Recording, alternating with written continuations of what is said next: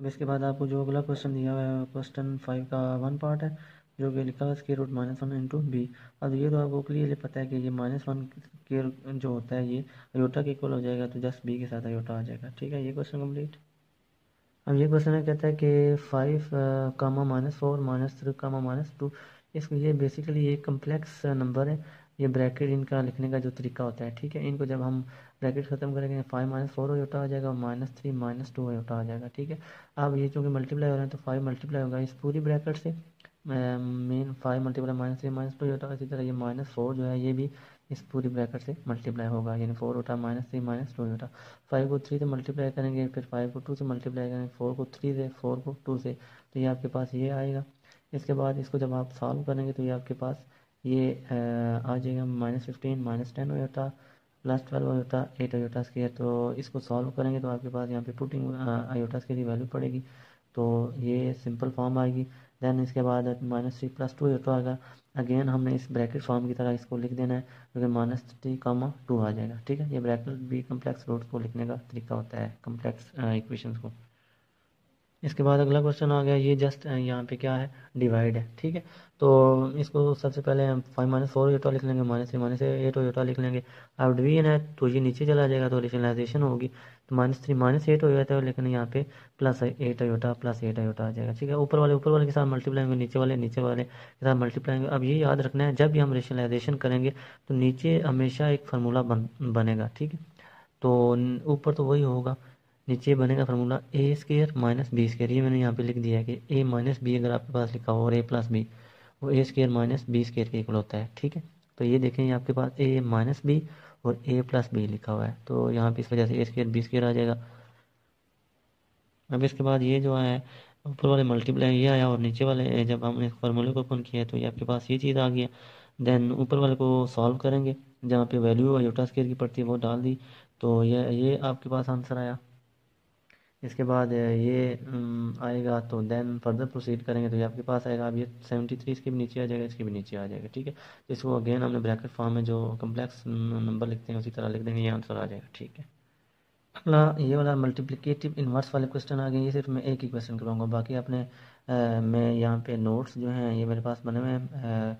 आप वहाँ कमेंट्स में व्हाट्सएप नंबर मुझे मेंशन कर दीजिएगा, मैं वहाँ पे आपको ग्रुप में ऐड कर लूँगा और आपको वो नोट्स सेंड कर दूँगा। तो ये क्वेश्चन आपको z = कम्प्लेक्स नंबर दिया (2 - 5). तो यहाँ पे मेथड इसके दो होते हैं, लेकिन मैं एक ही मेथड से करूँगा ताकि आपको अच्छे तरीके से समझ आ जाए। तो multiplicative inverse of A B is a और a² + b² कामा -b और a² + b², ये इसका फार्मूला होता है। तो यहाँ पे a की वैल्यू √2 है और b की वैल्यू -√5 है। अब a की वैल्यू ये है और b की वैल्यू ये थी, तो मल्टीप्लिकेटिव इन्वर्स ऑफ √2 - 5 क्या हो जाएगा, a और a² + b² -b और a² + b²। ये माइनस से दो आ गए, एक फार्मूले में था और इसका था। इसको सॉल्व करेंगे तो ये आपके पास ये प्रोसीड होगा, तो ये आपके पास इसका ये आंसर आ गया है। ठीक है, इसके बाद क्वेश्चन नंबर 15 है, तो इसका दूसरा पार्ट है, वो कहता है 9a² + 16b²। इसका भी एक क्वेश्चन करवा दूंगा, बाकी आपने खुद को क्वेश्चन करने होंगे। ठीक है, तो ये लिखा हुआ है 9a² + 16b² है। तो अब इसमें 9a² प्लस ये और -1 और -1 ये अपने पास हम मल्टीप्लिकेशन जो है ये हमने साथ ऐड कर देनी है। ठीक है, और 16b² ऐसे उसी तरह। लेकिन -1 को -1 से मल्टीप्लाई करें वो +1 का आ जाता है, फ़र्क नहीं पड़ता। लेकिन ये मैंने क्यों ऐड किया है, इसको हम अयोटा में कन्वर्ट करेंगे। देखें, अब ये प्लस माइनस ये माइनस आ गया, और ये जो -1 है इसकी जगह मैंने अयोटा स्क्वायर लिख लिया है। ठीक है, और 16b² उसी तरह। ठीक है, ये एक अयोटा की फॉर्म में ये जाएगा, तो मैंने यहाँ पे बता भी दिया कि -1 जो है ये -1 जो है ये अयोटा स्क्वायर के इक्वल होता है। ठीक है, अब अगर 9a² minus iota square 16b² आएगा। 9 ए को मैं लिख लूँगा 3a का होल स्क्वायर, और ये माइनस इसी तरह अयोटा और 16b को लिख लूँगा मैं 4b, और अयोटा लिख के इसके ऊपर होल स्क्वायर कर दूँगा, तो ये a² b² बन जाएगा। तो ये आपके पास जो आ गया है आएगा 3a + 4b aorta 3a - 4b aorta. ये वही फार्मूला जो पीछे मैंने डिस्कस किया था, a² - b², a + b a - b। ठीक है, तो ये वाला जो क्वेश्चन है ये उसी तर्ज पे होगा, ये नोट्स में ऑलरेडी सॉल्व है, यहाँ पे आपको कोई मसला नहीं बनेगा। बाकी सारे क्वेश्चन नोट्स में हल हैं। ठीक है, तो वो वही है, कन्वर्स वाले और कंजुगेट वाले हैं। तो इसके बाद अगला जो क्वेश्चन है क्वेश्चन नंबर 4 है 1.3। तो क्वेश्चन नंबर 4 कहता है कि यहाँ पे मैंने स्टेटमेंट नहीं लिखी, वो कहता है कि show that G mod equals to G if that is real, वो वाली स्टेटमेंट है। ठीक है, सपोज कर लेंगे that equals to A plus B होता, तो हमने ये सपोज करना है कि G conjugate equals to G है, क्योंकि वहाँ पे इफ़ आई डबल एफ वाला है तो वहाँ पे हमने दोनों चीज़ें प्रूव करवानी होती हैं। तो जी प्राइम इक्वल्स टू जी, पहले ये सपोज कर लेते हैं। तो जी प्राइम का जी कंजुगेट का मतलब है कि जो इसकी वैल्यू इसके ऊपर हमने कंजुगेट ले लेना है, ये इसी तरह। ठीक है, अब इसका कंजुगेट लेना ये आएगा और ये इसी तरह, ये सारा फैक्टर उठा के उधर मैं ले जाऊँगा, तो ये उधर जाकर माइनस का, ये भी उधर जाकर माइनस का होगा, इसके ऊपर ज़ीरो, ए कट गया तो बी और बी, ये टू बी ओयोटा हो जाएंगे। ठीक है, अब जो है या टू और ओयोटा ये तो ज़ीरो के इक्वल नहीं होते। ठीक है, ये तो ऑब्वियसली नज़र आ रहा है, ना टू ज़ीरो के इक्वल होता है ना ओयोटा ज़ीरो के इक्वल होता है। इसका ये मतलब होगा कि ये जो b है ये क्या होगा, ज़ीरो होगा। इसकी वैल्यू हमने इक्वेशन जो 1 हमने सपोज की हुई थी वहाँ पे हमने पुट कर देनी है, a प्लस बी होता है। अब b की जगह यहाँ पे हमने ज़ीरो पुट कर देना है, तो ये ज़ीरो हमने पुट कर दी है, तो z की वैल्यू हमारे पास क्या आ गई है, a। तो इसका क्या मतलब है, ये क्या कह रहा है कि z क्या है हमारे पास, रियल है, जो कि हमने प्रूव करना था। ठीक है, अब कन्वर्सली हम इसको प्रूव करते हैं। कन्वर्सली तो सपोज करते हैं कि z इज़ रियल है, यानी यहाँ से शुरू करना है, z इज़ रियल।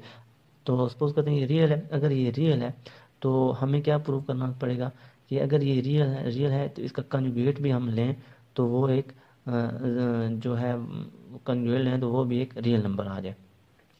तो अब हम कहेंगे कि एस जी इज़ रियल, चूँकि ये जेड रियल है, अगर वो रियल है इसका मतलब है कि उसका कम्प्लेक्स जो है नंबर वो नहीं होगा।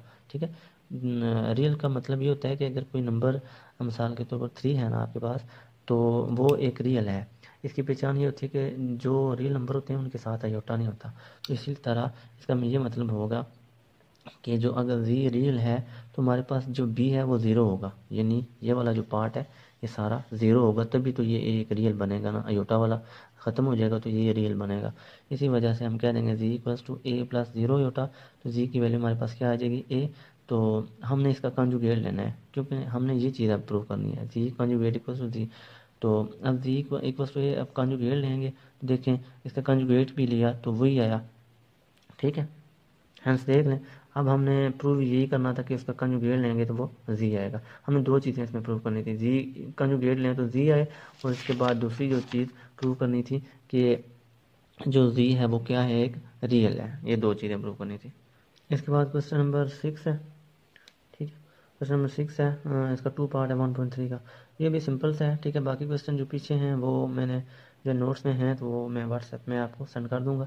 तो ये -1 की पावर, ये क्वेश्चन -1/2 -√3/2 इसकी पावर 3 है। सबसे पहले हमने यहाँ से माइनस कॉमन लेना है, चूँकि यहाँ पे दोनों में माइनस है तो हम इस माइनस का पहले मसला हल कर देते हैं। तो ये माइनस कॉमन ले लेंगे, इसकी पावर 3 है तो ये -1 की पावर 3, अंदर वाले दोनों फैक्टर जो है वो प्लस के हो जाएंगे, तो हमारा क्वेश्चन आसान हो जाएगा। तो ये -1 की पावर 3 ये हमने बाहर लिख देना, वो माइनस आ जाएगा। अब ये a प्लस बी का होल क्यूब है, a प्लस बी का whole cube, a cube plus B cube plus 3 a plus B यहाँ पे हमने लगा देना है। ठीक, तो ये लगाएंगे जब, अब वही तरीका है, ये तो खैर, हाँ यहाँ पे आपके पास ये √3 का योटा क्या क्यूब/2, इसका जो आंसर आएगा वो आएगा 3√3/8, और साथ अयोटा क्यूब है तो इसको जैसे ये ऐसा अयोटा क्यूब। अब आप ये सोचेंगे इसकी ये कैसे आया, इसको ये यहाँ पे मैंने सॉल्व किया हुआ है, ये आगे क्वेश्चन आ रहा है वहाँ पे मैंने सॉल्व किया, मैं वो बताता हूँ। मसलन ये लिखा है √3 का क्यूब है ना, तो इसको मैं ब्रेक कर लूँगा, √3 का स्केयर इंटू √3, क्योंकि ये 3 थे, 2 और 1 कर लिए मैंने। ठीक है, अब ये और ये स्केयर और स्केयर रूट कट गया तो ये यहाँ पे 3 बचा और ये √3 बचा है, तो ये इसकी आती है फॉर्म। ठीक है, √3 का क्या बनता है, 3 √3 इस वजह से बनता है। तो ये आपके पास जो है बाकी ये वाले मल्टीप्लाई होंगे और ये अंदर वाला एज इट इज़ आएंगे। फिर इसके बाद जो है ये इसी तरह आ जाएंगे, ये भी आ जाएगा और ये इसके साथ भी मल्टीप्लाई होगा, ये इसके साथ भी। इसको सॉल्व करेंगे तो ये आपके पास ये तरतीब आती जाएगी। इसके बाद ये इसका 1 - 9/8, तो सॉल्व करेंगे तो ये आपके पास प्लस का 1 आंसर आ जाएगा। ठीक है, बाकी क्वेश्चन जो हैं वो मैंने नोट्स पे हल किए हैं, वो आपने खुद करना है। फिर भी अगर आपको कोई मसला हुआ तो आपने मुझे लाजमी बताना है। तो इसके बाद जो है एक क्वेश्चन है, ये एग्जांपल का है, होमवर्क है, तो यहाँ पे हो सकता है आप कन्फ्यूजन हो, तो ये मैं क्वेश्चन करवा देता हूँ। सॉरी, यहाँ से शुरू होता है ये वाला। तो A over B plus C over D equals to A D plus B C over B D. तो हम लेफ्ट हैंड साइड ले लेंगे ए ओवर बी और सी ओवर डी। तो यहाँ से हम इसको 1 से मल्टीप्लाई कर देंगे, ठीक है, इधर भी 1 से मल्टीप्लाई कर देना है, ठीक है। तो ये 1 से मल्टीप्लाई करने की वजह ये है कि हम जो है हम यहाँ पे मल्टीप्लिकेटिव इन्वर्स इंट्रोड्यूस करवाएंगे। तो चूंकि देखें आंसर में हमारे पास ए के साथ डी आ रहा है ना, इस वजह से हम यहाँ पे इस 1 की जगह लिख देंगे D multiply by 1 over D. देखें ये कोई फ़र्क नहीं पड़ेगा, अगर ये और ये काट देंगे ना तो ये 1 ही आ जाता है। इसी तरह देखें सी के साथ बी आ रहा है, ठीक है, सी के साथ बी आ रहा है। तो अब इसका मतलब है कि सी के साथ हमने बी वाला मल्टीप्लाई करना है। तो देखें यहाँ पे मैंने किया हुआ है ए और बी मल्टीप्लाई बाय डी और 1 ओवर डी है।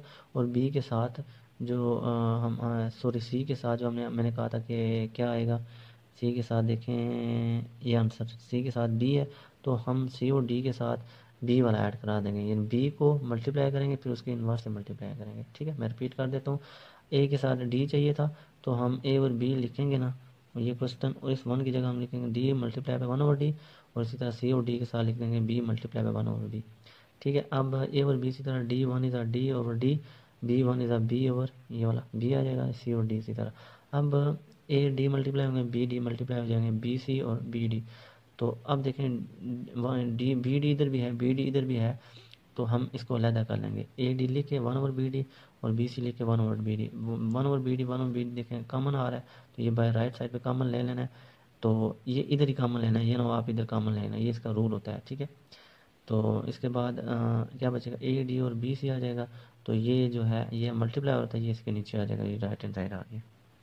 बाकी ये भी क्वेश्चन आसान है, 7 और 12 5 और 18 इसको 21 माइनस 10 और 36 करना है, लेफ्ट हैंड साइड ले लेनी है।